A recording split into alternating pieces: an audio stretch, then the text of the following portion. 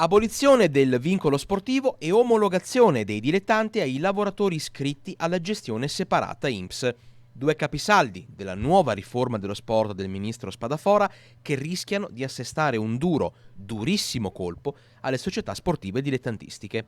Uno scenario che, se confermato, potrebbe far scomparire il 50% delle squadre di calcio in Veneto.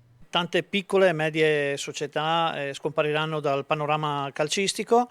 Per quanto riguarda invece i lavoratori, i collaboratori omologati ai lavoratori, sicuramente saranno caricate diciamo, le società sportive di un fardello economico e burocratico insostenibile.